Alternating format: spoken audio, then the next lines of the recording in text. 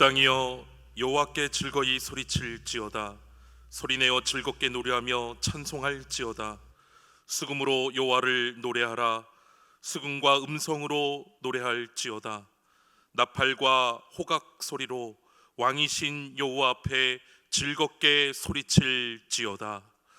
목마른 자들아 다 내게로 오라 하시며 우리를 생수가 넘치는 곳으로 초청해 주신 하나님 감사합니다. 주님의 그 부르심에 응답하여 저희들이 감사와 찬송의 소리를 바라며 성전으로 올라왔습니다. 이 시간에는 우리로 하여금 세상의 걱정과 근심을 다 내려놓게 하시고 온전히 주님만 바라보며 예배하게 하옵소서.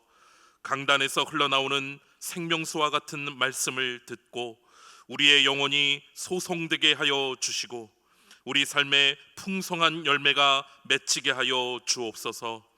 우리의 가란 마음 줄인 영혼에 영생의 물과 생명의 떡으로 채워 주옵소서.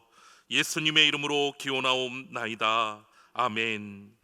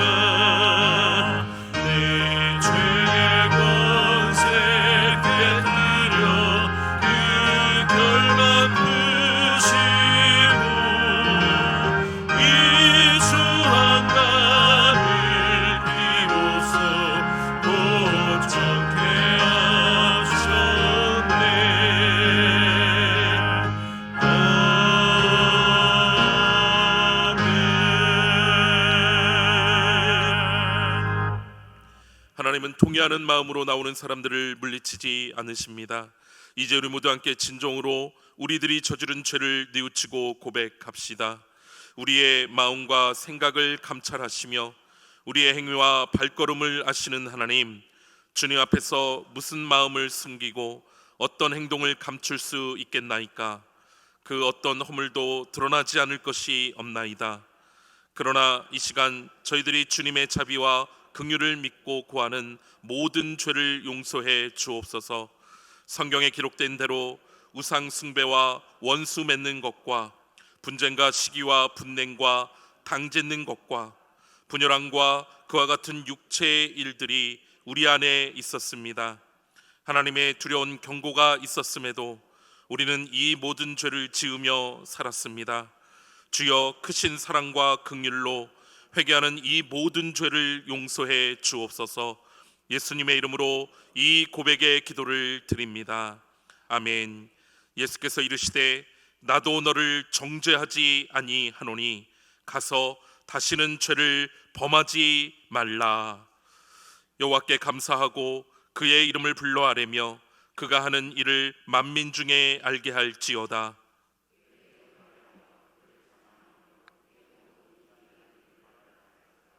그의 거룩한 이름을 자랑하라. 여호와를 구하는 자들은 마음이 즐거울지로다.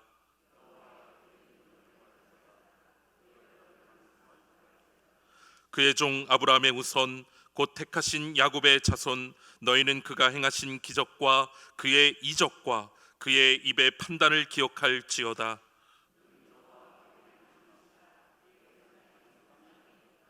그는 그의 언약 곧 천대에 걸쳐 명령하신 말씀을 영원히 기억하셨으니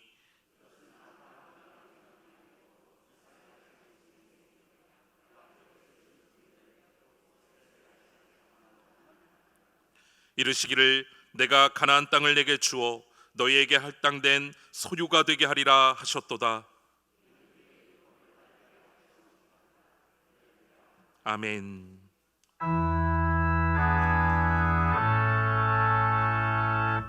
성부 성자와 성령 찬송과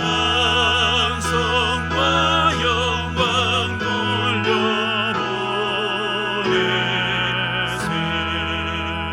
태초로 지금까지 무영원 늙음도록 성삼위께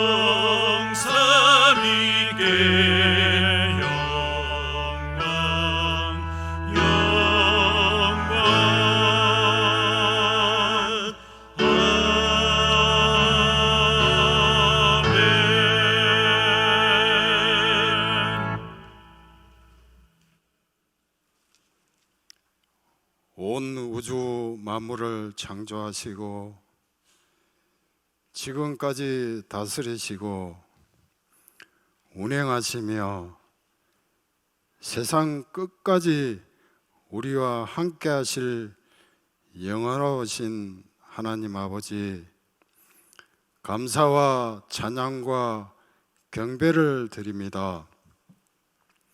이 시간 온몸과 마음을 모아 올려드리는 예배를 통하여 홀로 영광 받으시옵소서. 장기간 계속되는 코로나19로 인하여 전 세계가 고통 속에 신음하고 있습니다. 불쌍히 여기시고 긍휼을 베풀어 주셔서 이 고난의 시간들이 속히 마무리될 수 있도록 하여 주옵소서. 절제하지 못하는 인간의 끝없는 욕망과 탐욕이 하나님의 창조 질서를 무너뜨리고 걷게 하는 이런 비극적인 현실을 자초하였음을 고백하고 회개합니다.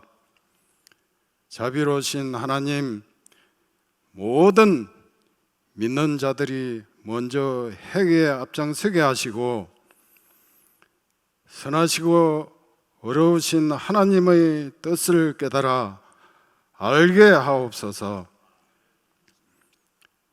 장대에 달린 노뱀을 바라본 자마다 살아났던 광야의 백성들처럼 이제 우리도 예수 그리스도를 바라보며 회개하고 기도할 때 다시 살아나며 회복하는 역사를 맛보아 알게 하옵소서.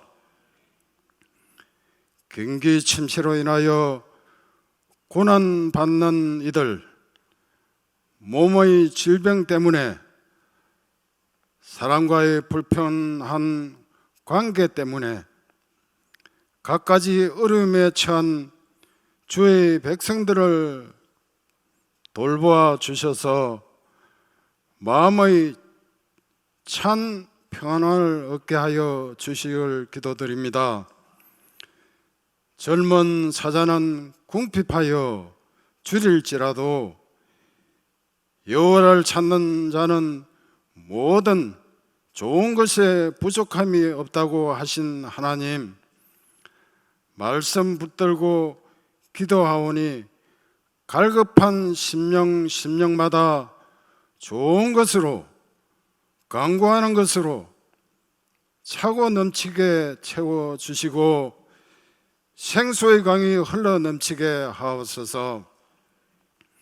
이 시간 말씀을 대언하실 담임 목사님께 영육간의 강건함으로 붙들어 주시고 성령의 두루마기를 덧입혀 주셔서 능력 있는 말씀 선포하게 하시고 말씀을 받는 모든 성도들이 은혜에 충만케 하옵소서. 한 주간도 세상 속에 살아갈 때 받은 말씀이 힘이 되게 하시고 위로함 되게 하옵소서. 이 아름다운 찬양을 준비하여 올려드리는 권사님을 통하여 권사님을 축복하여 주시고, 영상 예배까지 준비하여 올려드리는 모든 스태프들, 숨은 봉사자들 일일이 기억하여 주옵소서. 이 모든 예배의 시종을 우리 주님께 맡겨오며 사랑 많으신 예수님 이름으로 기도합니다. 아멘. 하늘에 계신 우리 아버지여, 이름이 거룩히는 바시오며 나라가 임하옵시며 뜻이 하늘에서 이룬 것 같이 땅에서 이루어지이다. 오늘 우리에게 일용을 주시고 우리가 우리에게 죄 지은 자를 사하신 같이 우리의 죄를 사하여 주시고 우리의 시험에 들지 마시옵고 다만 악에서 구하시옵소서. 나라와 권세와 영광이 아버지께 영원히 삼나이다. 아멘.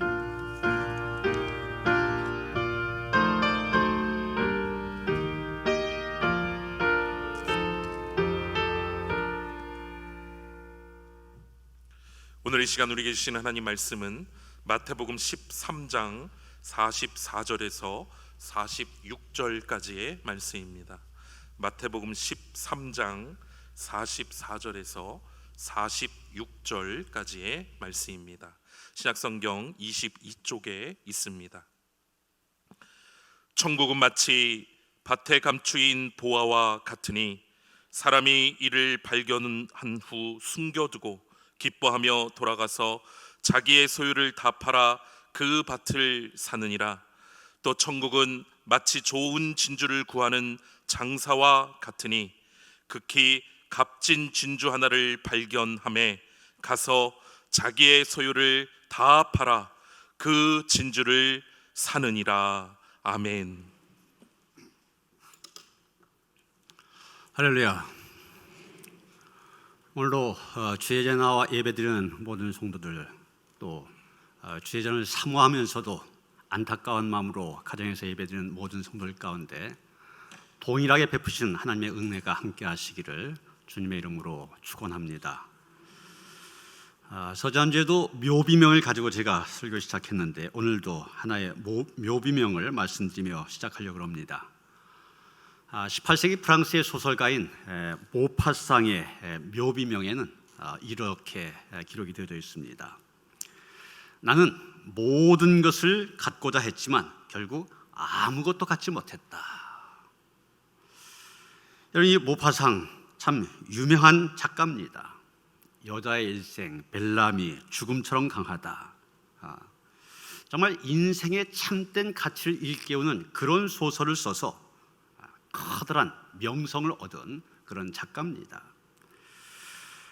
그는 타고난 재능으로 쓰는 작품마다 베스트셀러가 되었고 커다란 부와 명예를 거머쥐게 됩니다. 정말 그의 삶 누구나 부러워할 만한 삶이었습니다. 지중해에는 개인의 자가용 요트가 있었고 노르망디에 커다란 저택이 있었을 뿐만이 아니라 파리에는 호화 아파트까지 갖고 있었습니다. 그리고 은행에도 많은 돈이 예치되어 있었습니다. 하지만 그는 1892년 1월 1일 아침 내가 이 세상에서 더 이상 살아야 될 이유를 찾을 수 없다. 그러면서 자살을 시도했습니다. 가까스로 목숨을 구했지만 정신병자가 된 그는 1년 동안 알 수 없는 소리를 지르다가 43살을 일기로 인생을 마감하였습니다. 그의 묘비에는 그가 말년에 계속해서 반복했던 말, 그 말이 묘비명으로 적혀 있습니다. 그게 바로 방금 읽은 말입니다. 나는 모든 것을 갖고자 했지만 결국 아무것도 갖지 못하였다. 무엇을 말해준 이야기입니까?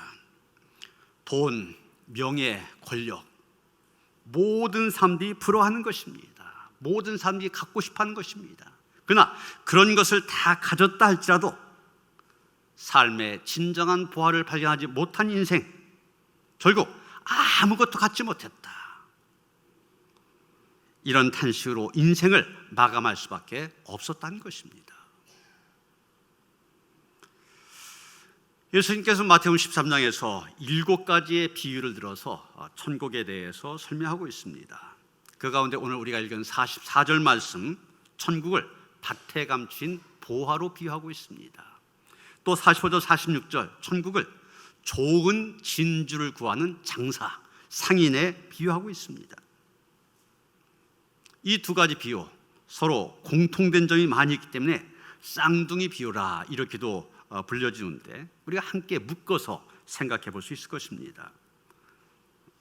44절에 보화라는 단어가 나오고 45절에 진주가 나오는데, 진주도 보화의 일종이죠.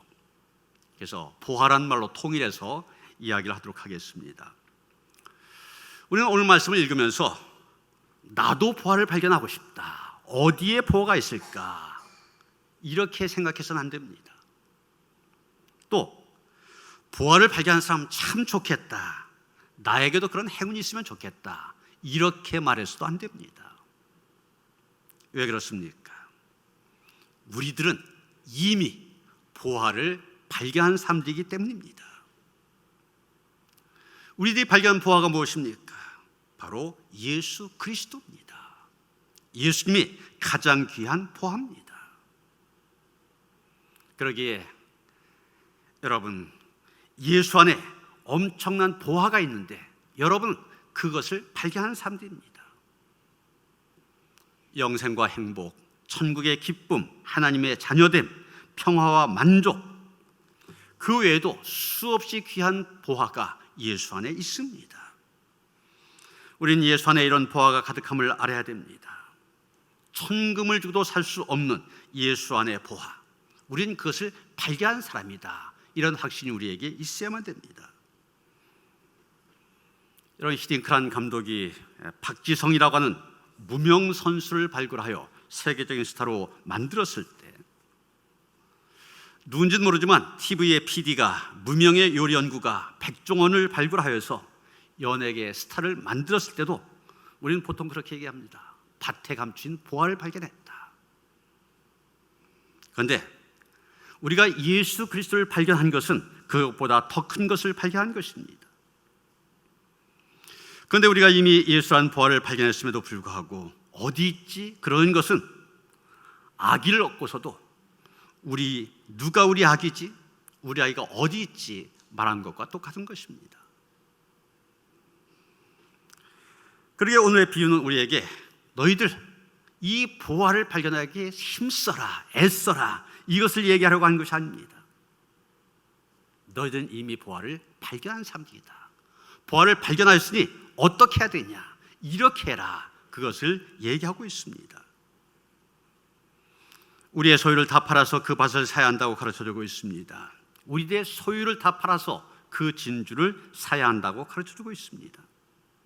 그렇지 않으면 천국은 보화가 되신 예수님, 우리의 것이 되지 못한다는 얘기입니다. 오늘 본문에 밭에 감춘 보화를 발견한 사람, 농부일 것입니다. 또 극히 값진 진주 하나를 발견한 사람, 상인입니다.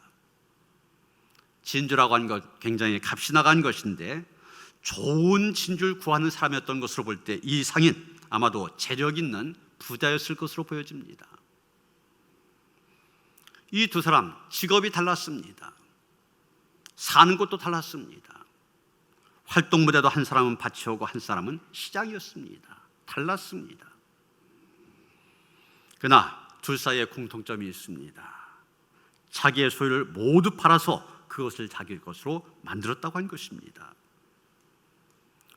오늘도 교회에 나와서나 가정에서 예배를 드리는 우리 모두들, 우리는 다릅니다. 남자와 여자, 성도 다르고 세대도 다르고 성격도 다릅니다. 신앙의 연륜도 다르고 직분도 다릅니다. 그러나 예수 그리스도를 위하여 모든 것을 바치는 것, 그것이 우리의 공통점이 돼야만 됩니다. 우리는 밭에 감추인 보화를 발견한 사람, 또 그 값진 진주 하나를 발견한 사람, 자기의 소유를 다 팔아서 그 보화, 그 진주로 자기의 것을 만들어가는 단계들을 보게 되는데, 그 단계를 통하여 여러 가지의 공통점이 있는 것을 보게 됩니다. 어떤 공통점이 있습니까? 먼저 이 두 사람은 성실하게 자기의 일을 하는 사람들이었다, 이런 공통점을 갖고 있습니다. 옛날 유대인들은 땅 속에 보화를 감추어 두는 일이 많이 있었습니다.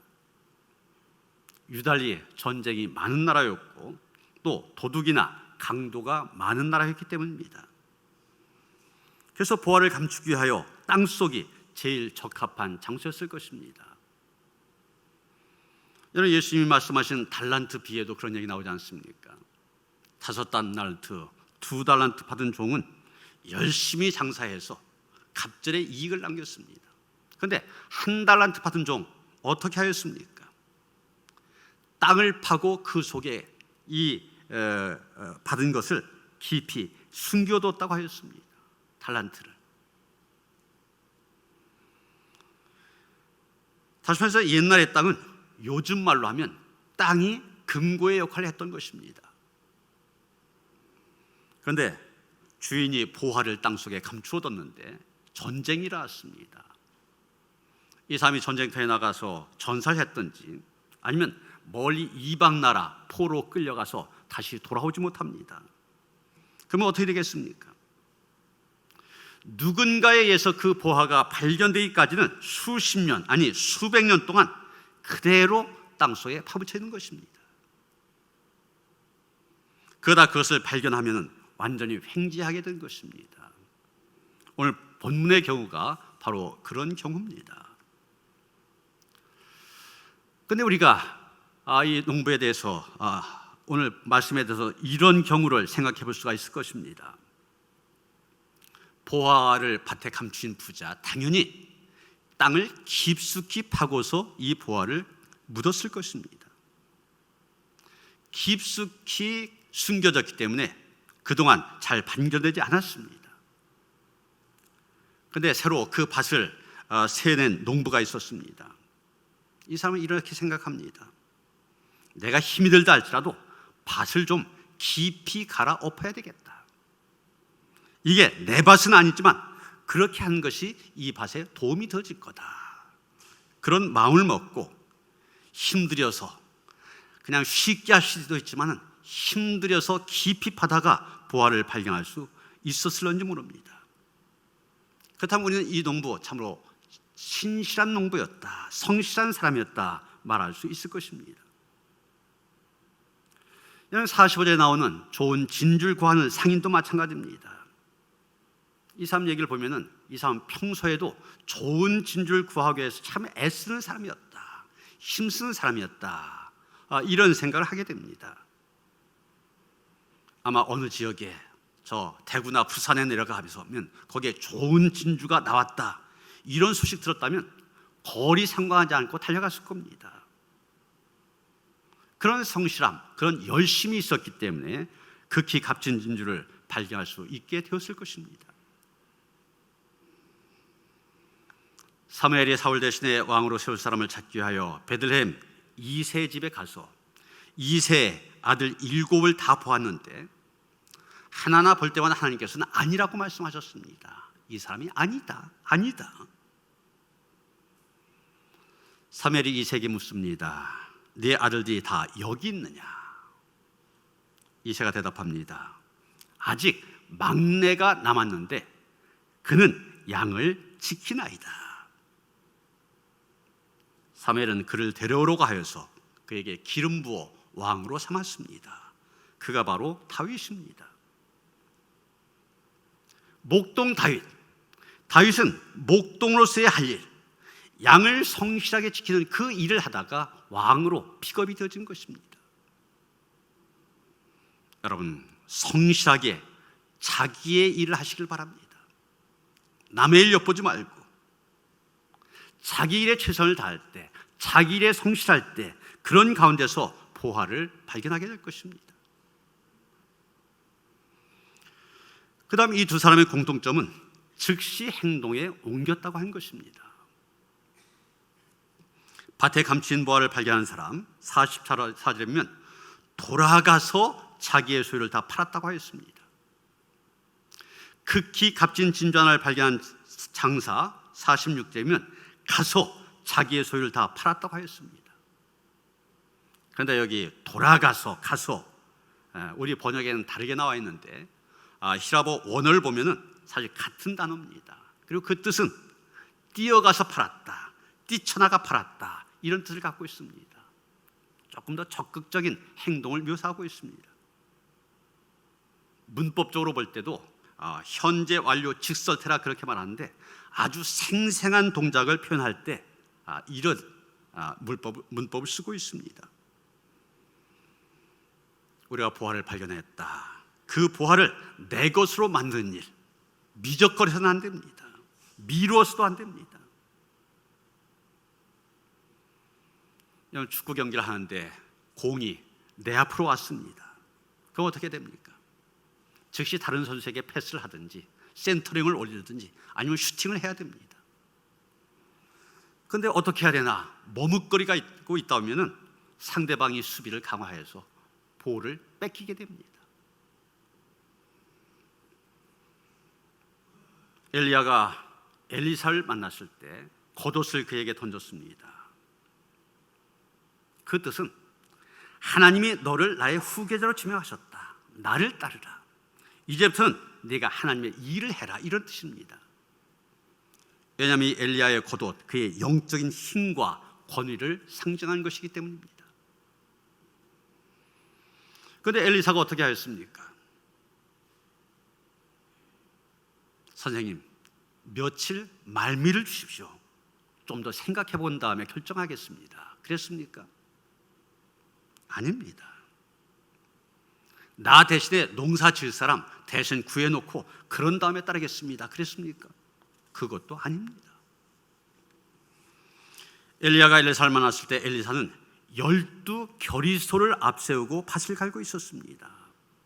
제대로 말씀드리면 결이라고 하는 것은 소 2마리를 가리킵니다. 그러면 24마리의 소를 갖고 밭을 갈고 있었다는 얘기. 굉장한 농사꾼입니다. 그만 농사꾼, 자기를 대신해서 농사 지을 사람을 구하는 게 쉽지 않았을 것입니다. 엘리사가 어떻게 하였습니까? 돌아가서 한 겨리소를 가져다가 소의 기구를 불살라 그 고기를 삶아 백성들에게 주어 먹게 하였습니다. 소의 기구를 불살랐다 무슨 얘기입니까? 나 더 이상 농사꾼이 아닙니다. 나는 이제 새로운 일, 하나님의 말씀을 전하는 일을 시작합니다. 이런 엘리사의 결심을 보여주는 단호한 선언입니다. 엘리야가 불렀을 때 즉각적으로 응답한 것입니다. 예수께서 갈릴리 해변에서 베드로와 안드레가 바다에 금을 던진 것을 보시고 나를 따라오라, 내가 너희를 사람 낚는 어부가 되게 하리라 말씀하셨습니다. 마태복음 4장 20절에 보면 그들이 곧 그물을 버려두고 예수를 따르니라 이렇게 말하고 있습니다.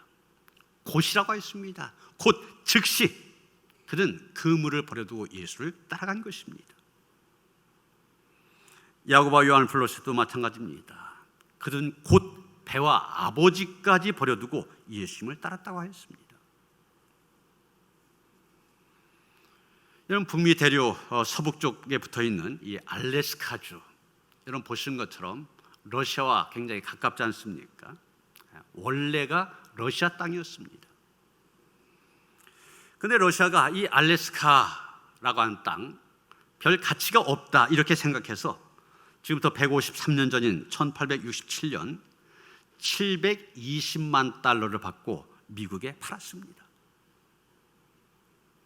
그런데 미국이 720만 달러를 받고 산 이 알래스카 땅 산지 13년 만에 알래스카에서 금이 발견됐는데 그 금 액수가 얼마 되냐?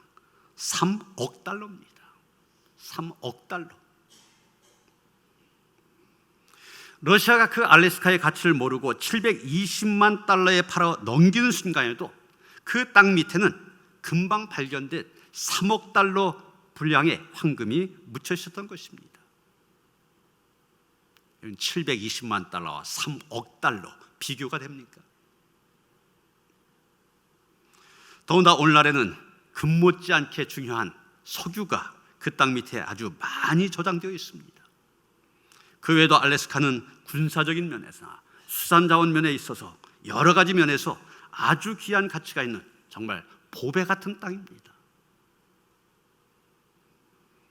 여러분, 러시아 사람들 어떤 일을 저지른 것입니까? 참으로 미련한 짓을 저지른 겁니다.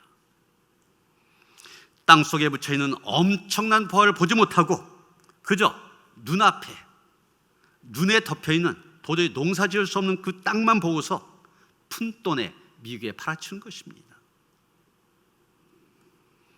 아직도 많은 사람들 가운데 이처럼 예수 안에 어마어마한 보화가 숨겨져 있음을 모르고 쉽게 포기하는 사람들이 있습니다. 안타까운 일입니다.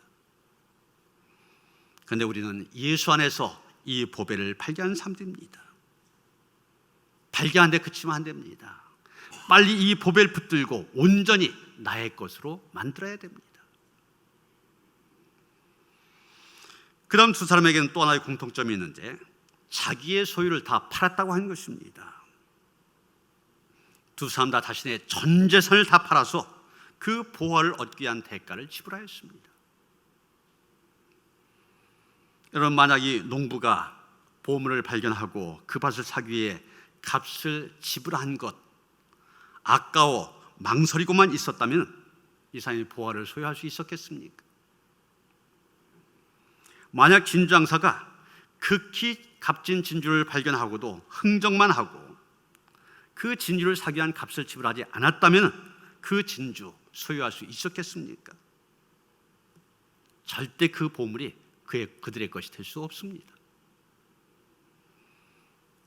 가치를 인정한다면 당연히 이전에 귀중히 여기던 것들 다 팔아서라도 그것과 바꿔야만 됩니다. 값을 드리고 대가를 지불해야 그것을 얻을 수 있게 된 것입니다. 오늘 천국이 그렇다 했잖아요.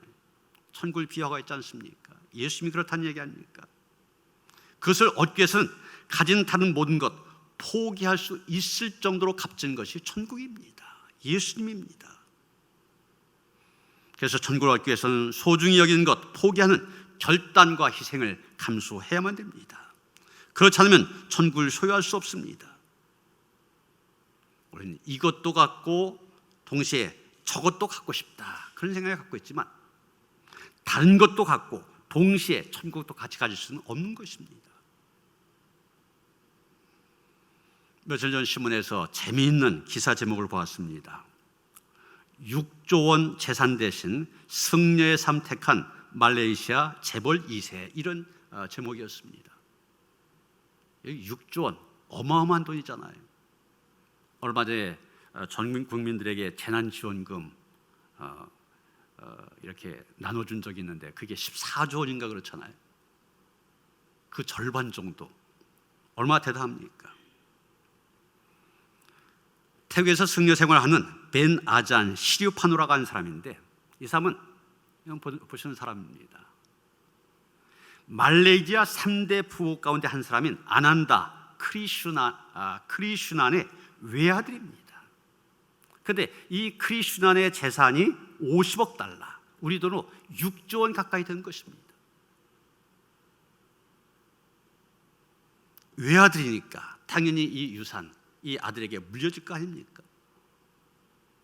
그런데 이 사람은 그것을 거부하고 있는 겁니다. 시류파노는 18살 때 태국인인 어머니 가족을 만나기 위해 태국을 방문했다가 태국의 한 사찰을 찾아가게 되는데 그 사찰에 가서 수도승으로 사는 삶에 대해서 관심을 갖게 되었다는 것입니다. 그런 다음에 20년 넘게 승려 생활을 하고 있으며 지금도 태국의 한 숲에 있는 수도원에서 원장을 맡고 있습니다. 홍콩의 한 신문은 막대한 재산을 포기하고 영적인 삶을 택한 이 시류파노를 가리켜서 현대판 시타르타다 이렇게 비교하였습니다. 시타르타, 석가모니가 출가하기 전 태자 시절의 이름 아닙니까? 왕자 시절의 이름입니다. 여러분, 이 사람 불교 안에서 나름대로 영적인 진리를 깨달았기 때문에, 그 안에서 나름대로의 보화를 발견했다고 생각했기 때문에 그만 재산 포기할 수 있었던 거 아닙니까? 하물며 우리는 예수 안에서 참된 보화, 구원, 진리, 은혜를 발견한 사람들입니다. 당연히 그것을 얻기 위해 다른 것을 포기할 수 있어야 됩니다. 성경에 보면 소유를 팔았는데 다 바치지 않고 얼마를 감췄다가 혼난 부부가 나오죠. 바로 아나니아와 삽비라입니다. 우리가 그렇게 돼서는 안 되는 것입니다. 두 사람에게 있는 공통점 가운데 마지막 하나, 그들에게 큰 기쁨이 있었다고 한 것입니다. 밭에 감춘 보화를 발견한 사람, 자기의 소유를 다 팔아 그 밭을 샀습니다. 그 보화가 자기의 것이 되었습니다. 얼마나 기쁘겠습니까? 좋은 진주를 구하기 위하여 그렇게 애썼던 사람, 극히 값진 진주를 발견하고 또 자기의 소유를 다 팔아 그렇게 받아든 그 진주 자기 손에 들어왔습니다. 얼마나 기뻤겠습니까? 예수 그리스도를 진정으로 소유하게 된 사람들에게 그 이상의 기쁨이 있는 것입니다. 그래서 우리가 성경을 보면 보화를 발견하고 자기의 소유를 다 팔아서 그것을 소유한 많은 사람들의 이야기가 소개되고 있습니다. 예수님의 제자들이 바로 그들이고 초대교회 성도들이 또 그런 사람들입니다. 지금도 그런 사람들이 많이 있습니다. 중국 선교에 헌신하고 있는 분들에게는 중국이 보합니다. 일본 선교에 헌신하고 있는 분들에게는 일본이 보합니다. 아프리카 선교에 또 캄보디아 선교에 헌신하고 있는 분들에게는 아프리카가, 캄보디아가 그들에게는 포함입니다.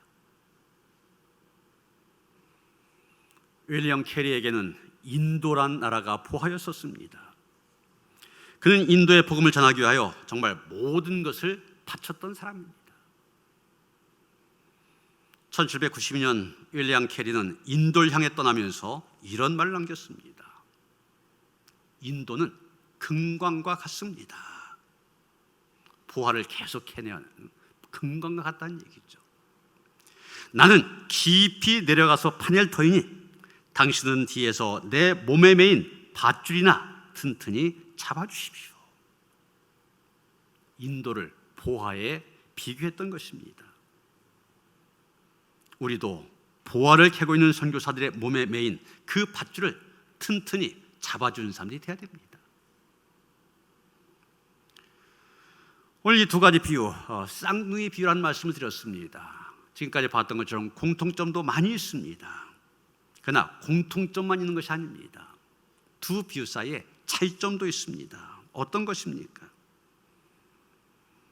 첫 번째 비유는 그 보화를, 땅속에 감춰졌던 보화를 발견하게 된 것, 기대하지 않았었던 일임을 얘기하고 있습니다. 이 사람이 내가 이 밭을 계속 갈다 보면 보화를 발견할 거다, 이런 생각을 갖고 그런 기대를 갖고 밭을 갈았습니까? 아닙니다. 요즘 한말로 일도 그런 생각 갖지 않았습니다. 전혀 기대하지 않았는데 은혜를 잊게 된 것입니다. 전혀 기대하지 않았는데 귀한 보화를 발견하게 된 것입니다. 마태복음 7장 7절에 보면 예수님 말씀하셨습니다. 구하라 그리하면 주실 것이요, 찾으라 그러면 찾을 것이요, 문을 두드리라 그러면 너에게 열릴 것이니. 그러나 이 농부 구한 것도 아닙니다. 문을 두드린 것도 아닙니다. 찾은 것도 아닙니다. 그런데도 보화를 발견하였습니다. 이것을 가리켜 우리가 은혜라 그렇게 얘기합니다. 우리 가운데도 내가 노력한 것이 아닌데, 내가 애쓰지 않았는데 내게 다가오시는 하나님의 은혜를 경험하여 하나님을 만나는 사람들 많이 있을 것입니다. 반대로 두 번째 비유는 값진 진주를 기대하면서 찾다가 발견하게 된 경우입니다. 오랫동안 애쓰며 수고하며 찾다가 발견하였습니다. 그리고 그 값진 진주를 구하다가 발견하였을 때 놀라운 값을 지불하고 진주를 샀습니다. 이런 동방박사들이 바로 이런 경우에 해당된다 말할 수 있을 것입니다. 먼 동방의 나라에서 메시아를 기다리며 갈구하다가 어느 날 큰 별을 보게 되고 그 메시아를 만나기 위해서 먼 길을 왔을 뿐만 아니라 가장 귀하게 여기는 보물들을 싸들고 와서까지 만났습니다. 애쓰며 수고한 가운데 보물을 찾은 것입니다. 여러분, 어떤 경우입니까? 어느 날 전혀 예기치 않은 가운데, 기대하지 않은 가운데서 주님을 만났습니까? 아니면 간절히 찾다가 하나님을 만났습니까? 이러한 계기는 다르지만 두 경우 모두 갇힌 것을 발견한 다음에 자기 것으로 만드는 결단이 있었습니다. 또한 행동으로 옮겨서 자신의 것으로 만들었습니다.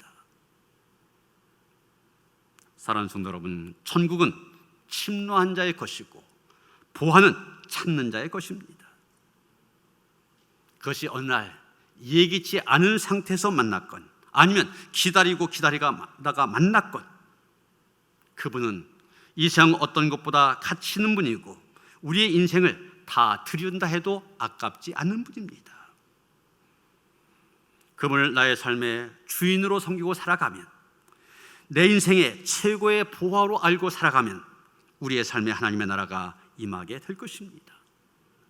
기쁨과 감사가 넘치고 평강과 화평이 넘치는 복된 하나님의 나라, 예수 안에서 참된 부활을 발견한 우리의 삶과 우리의 가정 속에 충만하게 되기를 주님의 이름으로 축원합니다. 하나님 감사합니다. 예수 안에서 참된 부활을 발견한 삶이기 때문에 이 시간도 하나님의 전에 나와 또 가정에서 마음을 다하고 정성을 다하여 하나님을 예배합니다. 하나님, 부활을 발견하였으니 나의 것으로 만들게 하시고 일평생의 삶이 부활을 간직함으로 인하여 우리의 삶 자체가 보화로운 삶, 보배로운 삶이 될 수 있도록 축복하여 주시옵소서. 예수 그리스도 이름 받들어 기도하여 싸움나이다. 아멘.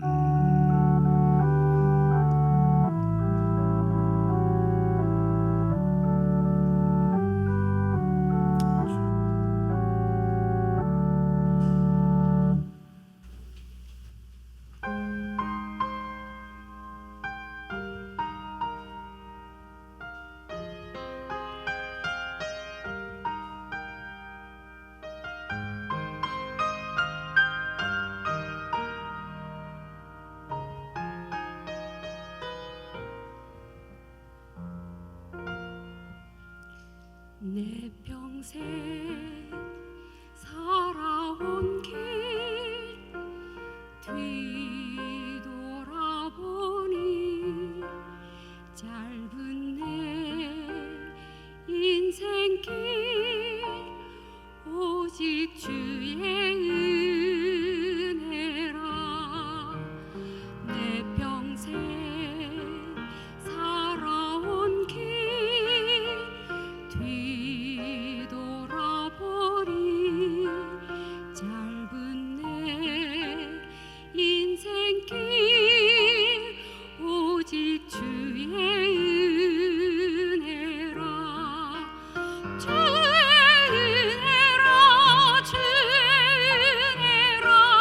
내 평생 살아온 길 주의 은혜라, 주의 은혜라. 다함이 없는 사랑. 달려갈 길 모두 마친 후 주 얼굴 볼 때 나는 공로 전혀 없도다. 오직 주의 은혜라. 몸도 마음도 연약하나 새 힘 받아 살았네.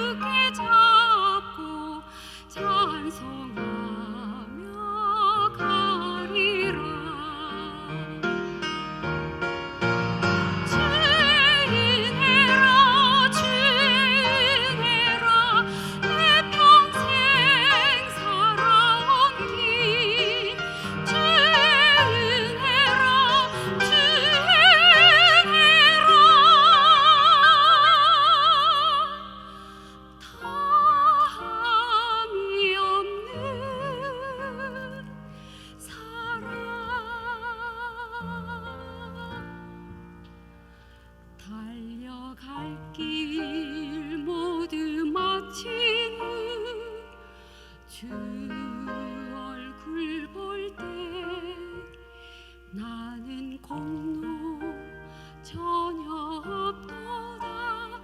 오직 주의 은혜라. 나는 공로 전혀 없도다. 오직 주의 은혜라.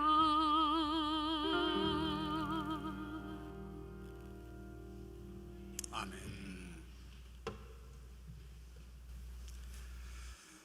코로나19라고 하는 이런 어려운 상황 속에서도 또 중복의 무더위 속에서도 하나님의 보호하시는 손길을 경험한 성도들이 오늘도 하나님 앞에 나와 영과 진리로 예배를 드립니다. 주의 전에 나와서나 또 가정에서 마음을 다하고 정성을 다하여 드리는 우리의 예배를 기뻐 받아 주시옵소서. 예배와 함께 우리가 소중히 여기는 물질 하나님께 드립니다. 하나님께서 우리에게 주신 은혜, 또 예수 그리스도 안에 있는 보화, 우리의 것으로 삼은 것을 생각할 때, 그 보화를 생각할 때 우리가 드리는 것 지극히 작은 것임을 고백합니다.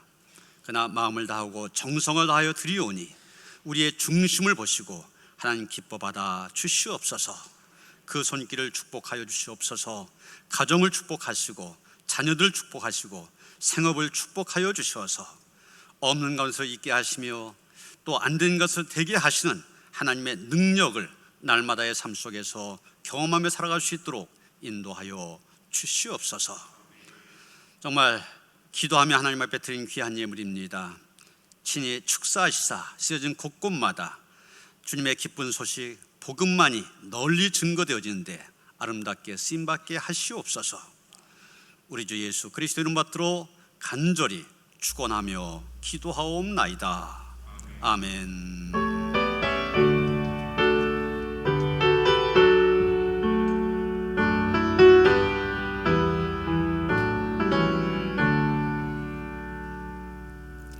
평화 인사를 나누시겠습니다. 주님이 주신 평화가 함께 하시기 바랍니다. 서로 인사하시겠습니다. 새 가족 소개합니다. 김순자 권사님이 남편과 아들을 인도하셨습니다. 윤상필 집사님, 또 윤광훈 청년. 자리에서 잠깐 일어서실까요? 우리 환영한 노래 함께 부릅니다. 주의 사랑으로 환영합니다. 주의 사랑으로 환영합니다. 형제자매 안에서 주의 영광을 보내 주의 사랑으로 환영합니다. 환영합니다. 새가족실로 안내해 주시기 바랍니다. 그동안 정부에서 교회에 대해서 좀 강화된 방역 지침을 내렸었는데 어제 그저께 날짜로 해서 조금 완화시켰습니다. 그런데 완화시켰다고 하는 것은 그만큼 이제 교회의 책임이 커졌다는 얘기입니다. 잘 지켜야 됩니다. 여러분 계속 뉴스를 들으셨겠지만 송파구에 있는 한 교회 같은 경우 방역 수칙을 지키지 않다 보니까 감염의 진원지가 또 하나 되고 있지 않습니까? 이런 일이 교회마다 계속 여기저기 일어나게 되면은 우리가 드린 예배까지도 위협을 받게 됩니다. 그래서 우리가 이 예배를 지키기 위해서, 우리의 신앙을 지키기 위해서, 교회를 지키기 위해서 우리가 이 방역 수칙 지키는 일에 이런 교회에서도 최선을 다하고 있지만 개인적으로도 최선을 다해 주시기를 다시 한번 부탁을 드립니다. 지금 상황에서 예배는 이제까지 드리는 것과 계속 같은 방식으로 드리게 됩니다. 주일 예배는 1부 오전 8시 반, 2부 11시, 3부 1시 반. 수요 가족 찬양 예배는 오후 8시, 새벽기도는 오전 5시 30분, 월요일부터 토요일까지입니다. 금요일날 심야를 안 하기 때문에 토요일 새벽까지 모입니다. 이 주일 예배와 수요 저녁 예배, 새벽기도에는 이렇게 교회에 나왔어도 예배 드리지만은 아직까지도 안타까워하면서도 나오지 못하시는 분들을 위해서 실시간 영상으로 가정에 송출이 되어집니다.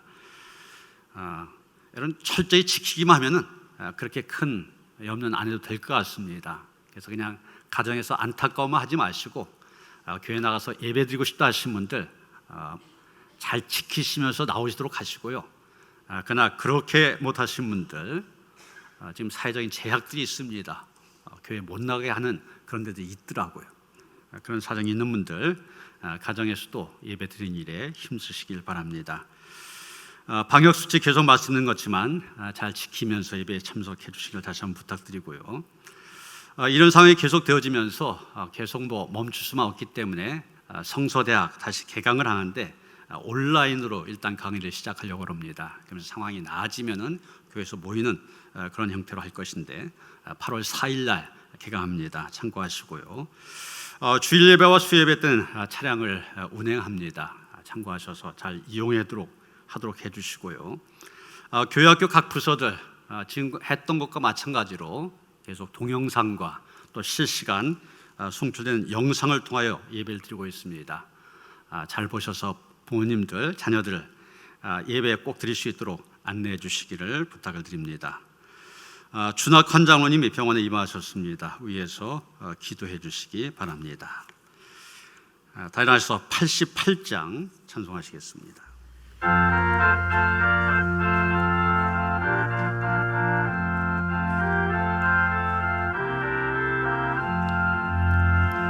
내 진정 사모하는 친구가 되시는 구주 예수님은 아름다워라.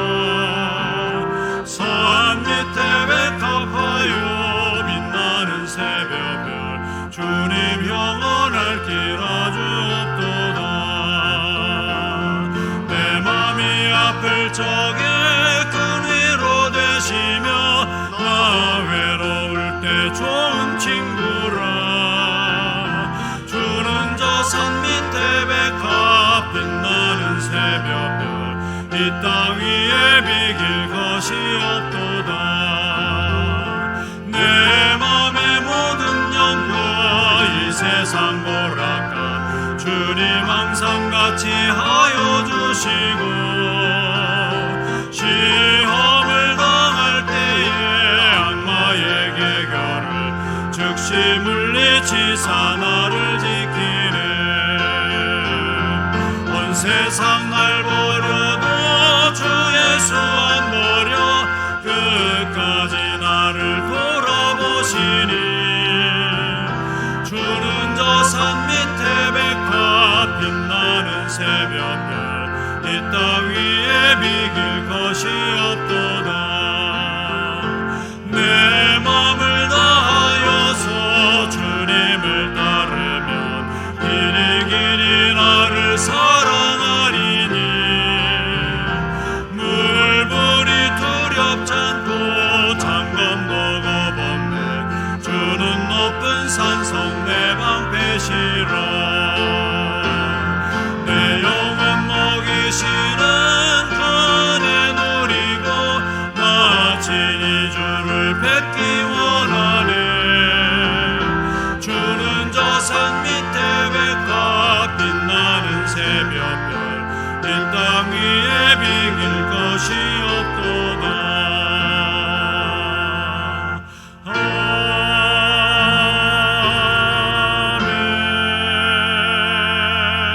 아멘.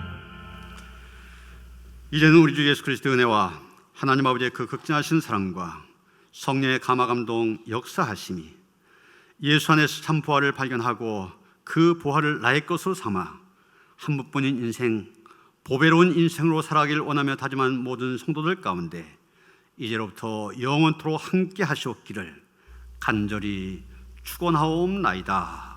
아멘.